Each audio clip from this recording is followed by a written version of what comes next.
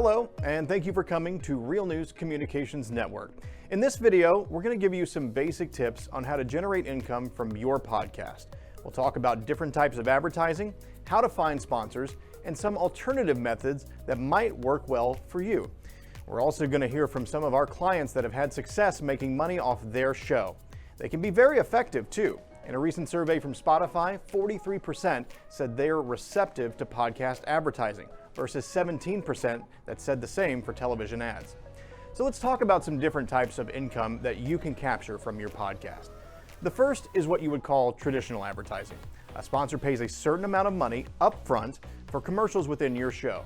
In 2021, the average for podcast advertising is $25 per 60-second ad per 1,000 listeners. So for simple math, if you average about 2,000 listeners per show, you can expect to charge about $50 for each minute-long ad. We'll talk about some of the ways that you can potentially increase this rate or reduce the number of listeners that you might need. A second makes use of a coupon code or affinity marketing.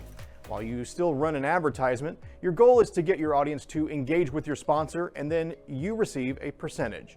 This avoids the need to make your sponsor pay up front, but you will need your audience to be active and to visit the site or use the coupon code. If you have a passionate fan base or content that might not be suitable for most advertisers, you could try a third method, listener supported.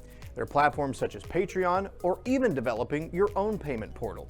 There are also ways to sell merchandise, which can be another method of listener support. So feel free to choose one or all of these methods to create income from your podcast. Let's start with traditional advertising. Trevor Houston from the Who You Know Show is going to break down some of the ways to start looking for sponsors.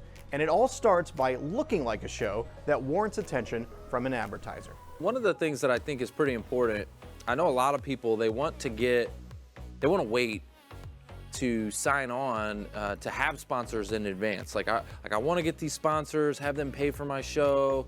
That's one of the first things I would say that I wouldn't recommend. You got to build it first. There's that old saying, if you build it, they will come, right? If you build it, they will come. So build your show out. And in the beginning, you may not have any sponsors. So you're going to pay up front, right? And you're going to have that, that expense. But it's a business expense, right? It's marketing. So you can write it off, whatever part of your business, it's a marketing business expense. But then after you've built your show out, then what you want to do is start looking at your relationships. Look at the people that you partner with, people that are valuable to your business or your organization. And what I would do in the very, very beginning is go to those folks and ask them, or actually don't even really ask them, tell them you want to give them a free commercial, okay? You're building out your show, it's a new show, you're building it out, and that you're gonna go ahead and give that to them. So you're gonna give first, okay? So what you're gonna do is then get some video commercials. You're gonna get like 30-second, 45-second little clips of their business, of their marketing, and you give it away in the very beginning. What that does is, first of all, you're adding value to your already strong relationships, the people in the community that you're already tight with. You're gonna go ahead and you're just gonna provide them value. They're gonna love you for it. They're gonna be like, oh my gosh, you're the bomb.com. But also, as you're having your show, people outside go, wow, this is like a real deal. They look at it and perception-wise, they go, wow, this thing's got a bunch of commercials, a bunch of sponsors. These guys are the real deal. Remember, don't wait for a sponsor to start your show, and find ways to use that ad time within your show for something beneficial, even before people start paying for that space. We'll hear from Trevor later on about another way to generate income from guests. Let's turn now to affinity marketing. This is a great way to find sponsors that might be hesitant to cut you a check for that 60-second ad. In simple terms, the sponsor will either create a coupon code or a special link on their website that's specific to your show. During an episode, you read an advertisement for that sponsor and direct your listeners to use that code or link. If they use them, the sponsor knows it came from you. Heath Oakes of Second Shot has had a longtime sponsor that used this method. Let's hear a little about how he found them and how it works. Hello, everybody. My name is Heath Oakes. I'm the co-host for the Second Shot podcast with my wife, Jenny. We've had two ways that we've been able to get some advertising and earn marketing dollars from our podcast. First is the Affinity, and second is the traditional way. somebody just paying per episode type of setup. Now, what we did was we targeted 2 different companies and places we thought that would really represent our brand and that would also be, get our user base would get value and so return value to the advertiser. So the first one that we did, the Affinity Marketing, was with Energy Ogre. Affinity Marketing is a really big deal. And you can literally Google Affinity Marketing for podcast companies, and you'll pull up a list that will be willing to more likely do it for your podcast. And you can find a company that'd be set up that way. Or you can target a company that you say, hey, I think your brand would be a great fit for the people that are listening to our podcast. Set up an affinity code. And how an affinity code works is that basically they'll set up either a splash page or a code that'll be tied to you, and on your podcast you will market it and say, hey, if it's a Energy Ogre, for instance, is one of ours, and so we get a percentage of the monthly payments that people sign up. By signing up with our code, our members also receive a discount. So we have a second shot is the code, and so when the people go check out at Energy Ogre and they put a second shot, they get a discount and we get paid, and that money stacks up over and over and over. And there's a ton of companies willing to do affinity setups for podcasts. So if you just Google them, or if you find a company that fits your brand. There are different ways to structure these ads. Perhaps you get a percentage of the money spent, or perhaps you get a fixed amount per customer. It's also usually advisable for your listeners to benefit from using these codes, such as a small discount or some other offer that would entice them to visit. Keep that in mind when looking for potential sponsors to partner with. Julian Placino, host of Pathways to Success, has had success with a number of different advertising models. Hi, I'm Julian Placino, the host of the Pathways to Success, and I wanted to share the 3 kinds of sponsorships that my show has been able to acquire. The first is a product donation sponsorship. In essence, when an organization or a company donates a product to your show in exchange for placement. If you look at focusrite.com/podcasters, you can see the details of how I've been able to partner with this organization. The second sponsorship is an affiliate sponsor. So very close to like what you would think about an internet relationship in terms of promoting a product and getting a kickback on the back end from a financial perspective. Every time that you sell a product, I've gotten those as well. So if you check out Dead Soxy, so we have them placed on a commercial as well as their banner ad, and every time that my show sells an affiliate sponsor, I get a kickback on the back end. And lastly is the traditional sponsorship, so basically receiving a check or some type of monetary funds in exchange for placement on the show. For me, I'm a micro influencer with less than 20,000 followers. So in the beginning, it was very important for me to find a highly strategic company that could benefit from accessing my audience. I come from a technology recruiting background. I have a mix of technology professionals as well as organizations that hire technology following me on LinkedIn. Therefore, CodeUp, my first traditional sponsor, they're a coding bootcamp, could leverage the back end of my audience because they're looking for prospects to learn from their curriculum and become students, and also hiring organizations who could hire their IT candidates. So there is a highly strategic partnership, and I highly recommend you figure out what that is for your show and your business in the beginning when you don't have a lot of views and also metrics. The last method we're going to discuss here is the membership model. There can be a lot of benefits to this model, especially if you feel you have a particularly passionate audience. There are also some shows that might not be attractive to advertisers. Perhaps they're political or very niche. Going the listener-supported route can avoid the need to appeal to anyone but your audience. Debbie Georgatos hosts a political show called America Can We Talk, and she uses both traditional advertising and sells memberships. Hi, I'm Debbie Georgatos, and my show I host here is called America Can We Talk. I want to share with you what I learned about trying to find sponsors or other ways to financially help support your shows that you're doing. And I want to just tell you, kind of divide my remarks between finding sponsors and floating a membership idea.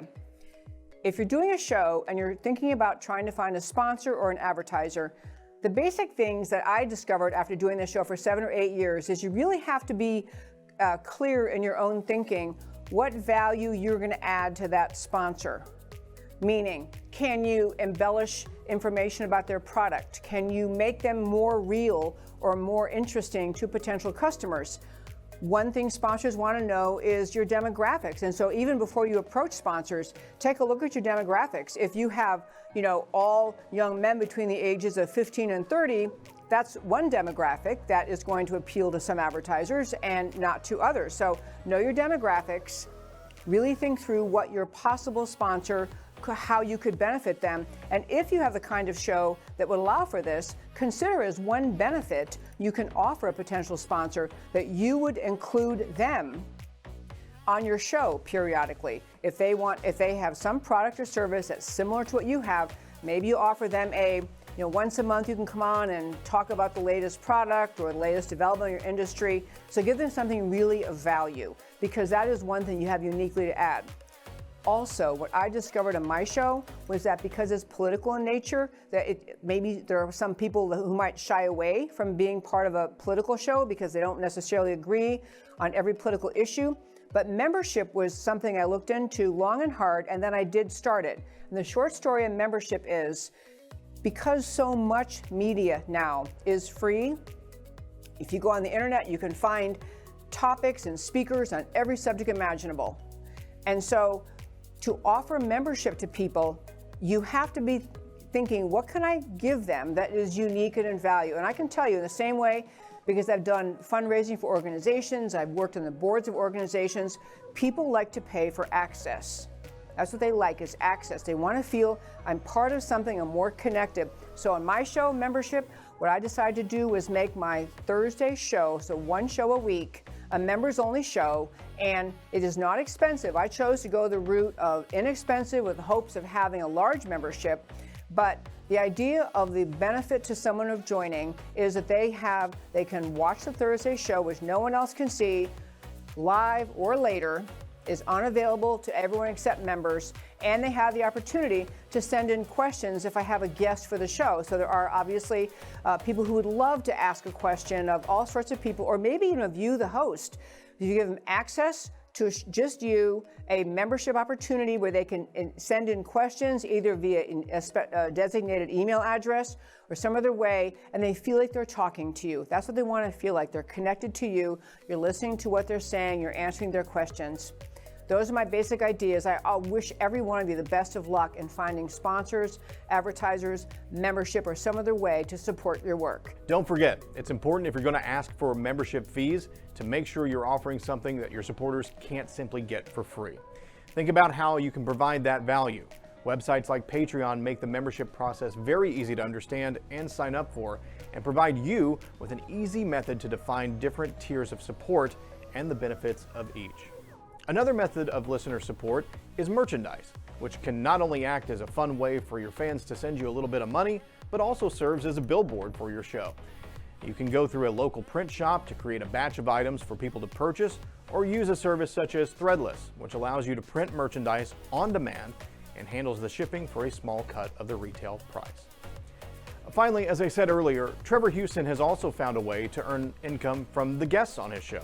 I'll let him explain. We also will charge not only for commercials, but we have got a demand now for the actual show schedule that we're charging up to $500 just for a guest to come onto the show, okay?